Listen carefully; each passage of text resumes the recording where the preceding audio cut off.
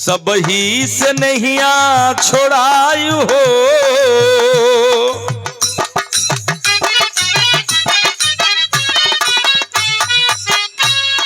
सब ही से नहिया छोड़ायु हो, उड़ी गईले सुगनवा।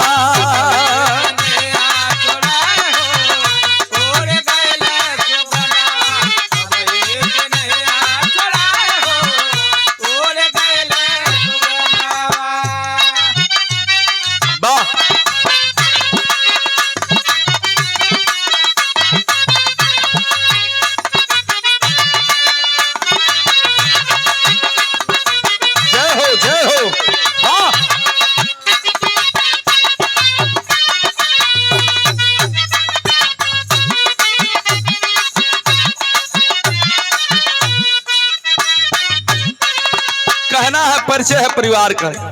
स्वर्गीय बाबूजी के बगिया का फुलवारी का फूल, 4 बेटी 2 बेटा। कहना है क्या,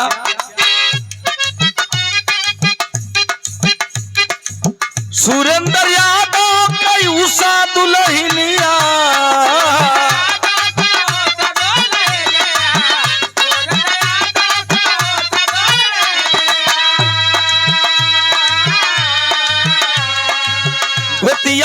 गोदिया में जेकरे 3 गो निसनिया,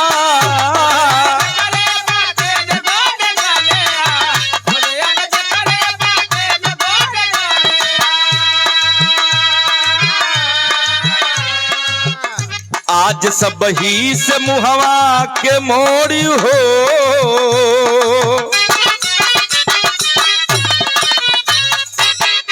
आज सब ही से मुहवा के मोड़ी हो, उड़ी गईले सुगनवा।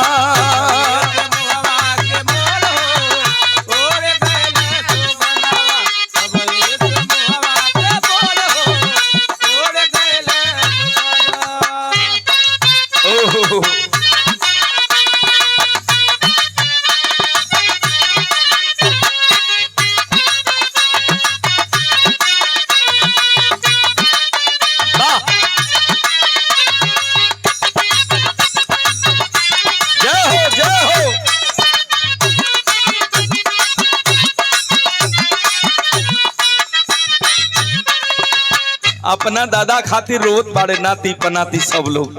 कैसे रोता, राम निवास जी कबर से नयनवा,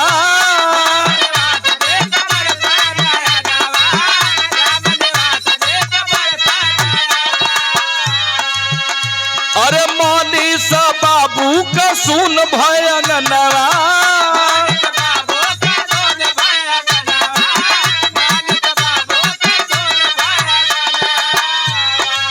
राम निवास जी कबर से नयनवा, मोनिस बाबू का सुन भयल यंगनवा,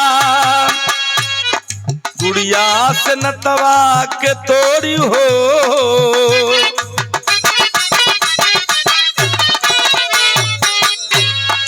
गुड़िया से नतवा के तोड़ी हो, उड़ी गईले सुगनवा।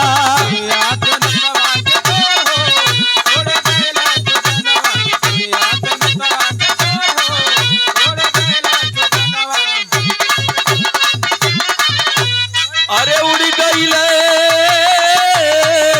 सुगनवा। बहुत बहुत धन्यवाद।